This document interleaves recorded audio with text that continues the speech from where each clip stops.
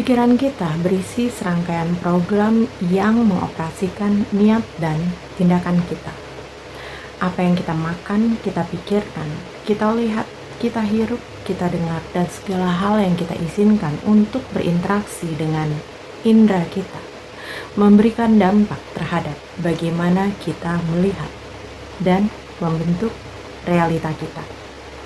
Namun bagaimana kita dapat mengetahui bahwa program-program yang selama ini kita miliki sesuai dengan diri sejati kita?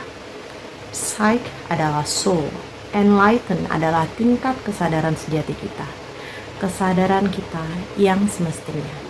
Mari kita melihat ke dalam untuk mengetahui apakah semua hal yang kita konsumsi sesuai dengan program dan selaras dengan diri sejati kita, yang membawa kita kepada kesadaran sejati.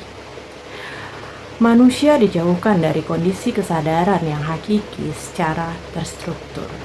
Sistem kita dibangun untuk menjauhkan kita dari diri sejati kita. Berbicara tentang spiritual berarti berbicara mengenai segala aspek kehidupan kita, baik sebagai manusia maupun sebagai makhluk spiritual. Karena pada hakikatnya kita adalah makhluk spiritual. Apapun yang kita lakukan, kita adalah makhluk spiritual. Kita tidak perlu menjadi pemimpin agama untuk menjadi spiritual. Yang kita perlu lakukan adalah menjadi diri sejati kita.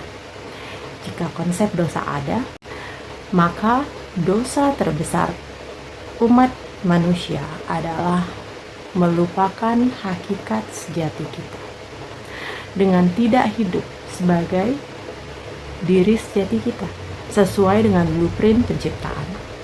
Karena kita semua diturunkan ke bumi sudah memenuhi peranannya masing-masing. Kita mempelajari material, mencintai dan melekat pada material lebih dari spiritual kita sendiri yang pada hakikatnya adalah diri sejati kita. Kita bahkan tidak mengenal siapa diri sejati kita, tidak pernah menjalin hubungan dengan diri sendiri. Kita tidak bisa menjawab hal simpel seperti siapa aku sebenarnya.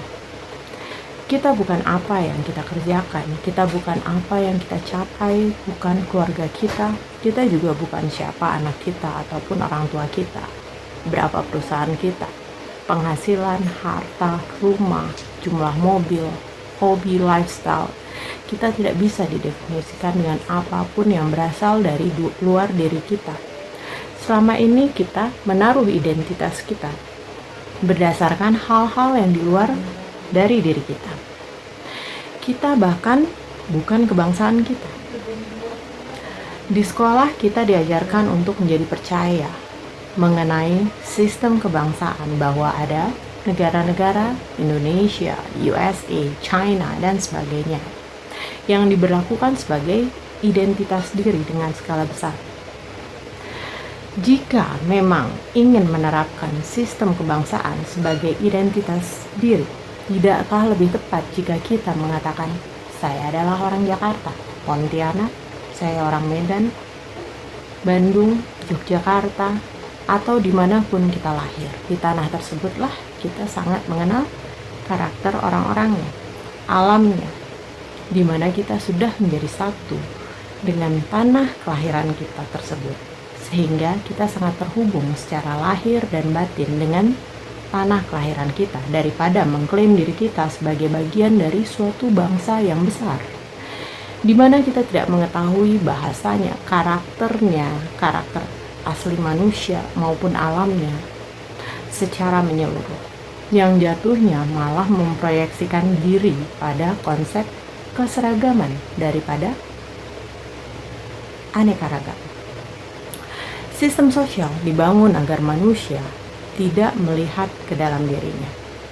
Salah satu yang sangat menjauhkan manusia dari diri sejatinya adalah konsep yang sangat dipromosikan oleh sains bahwa manusia adalah makhluk sosial. Kita bukan makhluk sosial, kita adalah makhluk yang harmonis, di mana kita bisa hidup berdampingan secara harmonis untuk memenuhi peranan kita masing-masing yang berbeda di universal. Untuk ini kita bukanlah harus mengenal diri sejati kita dulu agar kita mengetahui peranan kita. Bukannya mengutamakan dan tunduk kepada peranan berdasarkan versi ego. Sejak lahir kita sudah dimasukkan ke dalam kelompok-kelompok etnis dan kemudian diperkenalkan mengenai standar hidup dan aturan-aturan yang ditanamkan ke dalam society. Kita diberikan label kalangan atas, elit, menengah, miskin. Di sekolah anak-anak diberikan label pintar, bodoh, jenius. Begitu banyak konsep yang berusaha diciptakan dan ditanamkan, tapi tidak ada satupun yang mengarahkan manusia untuk melihat ke dalam dirinya, melihat keunikannya. Semua standar diciptakan berdasarkan aspek eksternal, bukan internal sebagai tolak ukur. Kita diajarkan dari kecil bahwa banyak teman itu bagus. Kita berusaha memiliki teman sebanyak-banyaknya. Kemudian kita pun memenuhi schedule kita dengan berbagai appointment, tapi tidak pernah dengan diri kita sendiri. Dan ini membentuk kita pada mentality yang selalu membutuhkan approval dari orang lain, validation dari orang lain. Kita kemudian jatuh ke dalam perangkap di mana kita membentuk identitas kita berdasarkan opini orang lain, menjadi asing dengan perasaan sendiri dan takut dengan diri kita sendiri. Kita takut menghadapi kesendirian. Inilah yang membuat manusia jatuh semakin dalam ke kesadaran terendah. Semakin jauh dari diri sejatinya, kesadaran sejati yang seharusnya merupakan kondisi alami kita sebagai manusia. Inilah yang menyebabkan munculnya depresi, anxiety ke permukaan. Manusia berusaha untuk menggapai segala hal untuk dapat menghindari, mengabaikan kebutuhannya dari menghadapi perasaannya sendiri yang tidak nyaman. Manusia menyabotase dirinya dari melihat potensi dan kebahagiaannya sendiri dengan segala bentuk addiction yang secara sistematis memang disediakan untuk membuat manusia terhindar dari melihat ke dalam dirinya sendiri, untuk melupakan siapa diri sebenarnya, agar manusia tidak berhadapan dengan apapun yang sedang dirasakannya. Kita diajarkan untuk takut dengan diri sendiri. Kita dikatakan untuk jangan sendiri. Dipanggil aneh, antisosial, dan segala macam panggilan untuk si penyendiri. Mari kita lihat ke dalam social gathering, party, meeting kerja, atau meeting dengan siapapun. Pasti kita mengenakan topeng kita ketika berhadapan dengan orang lain. Kita membagikan informasi mengenai diri kita untuk mendapatkan persetujuan dari orang tersebut agar kita dapat diterima berdasarkan standar mereka.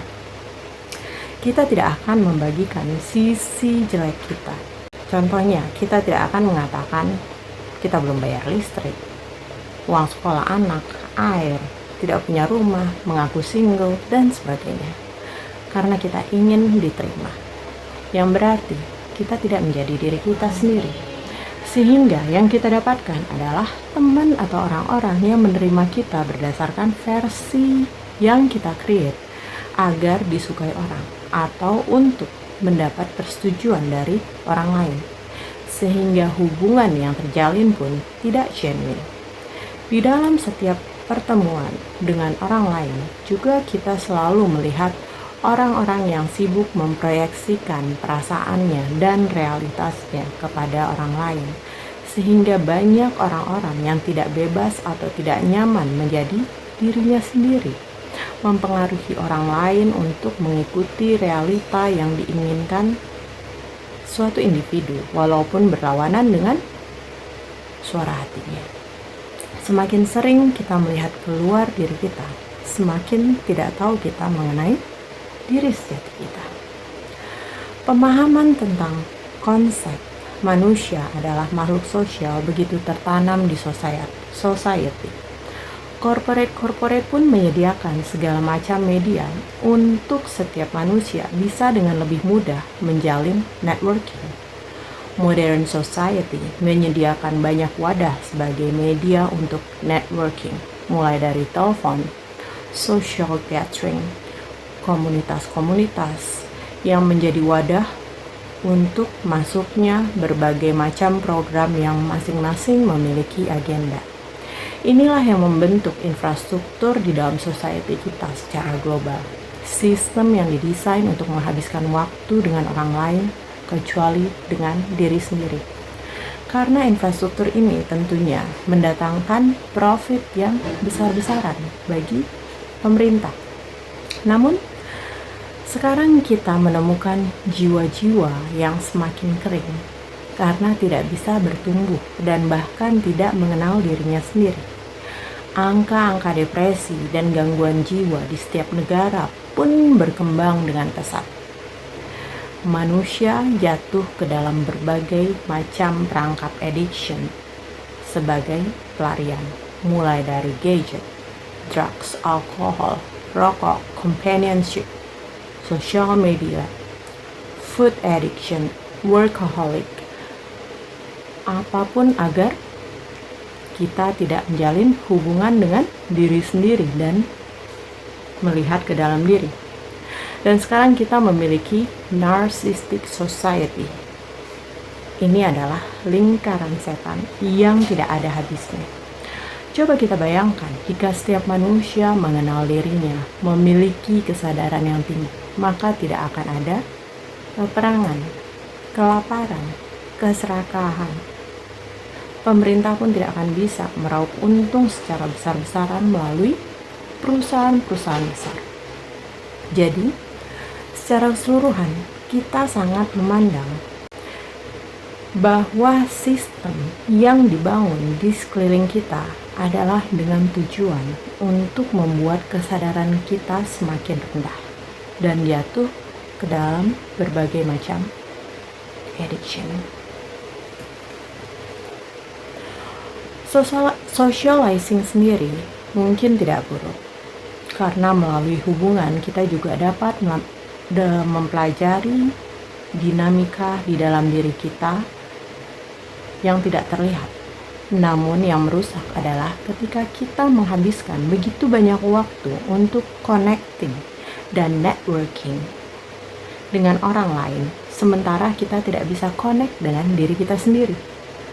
Apabila kita socializing bukan untuk pelarian karena takut menghabiskan waktu dengan diri sendiri, suara-suara yang muncul yang dalam diri kita untuk menghindari suara-suara tersebut, apabila kita sudah merasa utuh dan cukup menghabiskan waktu dengan diri sendiri, tentunya socializing akan membawa dampak yang lebih harmonis di dalam mengisi peranan masing-masing kita di dalam kehidupan dibanding mencari companionship, memanfaatkan orang lain, mencari kehangatan sebagai hubungan sebagai pelarian, ataupun memulai hubungan karena berharap orang lain dapat menyempurnakan hidup kita. Emosi adalah sistem navigasi yang memiliki pengaruh terhadap kesadaran manusia. Apa yang kita pikirkan dan kemudian kita rasakan membentuk persepsi. Inilah yang membentuk pengalaman kita dan membantu kita dalam mengambil keputusan. Perasaan kita terhubung dengan indera-indera kita. Inilah yang mengendalikan keinginan manusia. Dengan tidak dapatnya kita mengenal perasaan kita, maka kita tidak dapat mengenali apa yang menjadi fondasi dari niat dan keinginan kita yang mempengaruhi pengambilan keputusan kita, sehingga kita tidak dapat mengendalikan realita kita. So, selalu lihat ke dalam diri, selalu memilih kasih. Always choose yourself, listen and connect to your heart. Itulah jalan ke diri sendiri.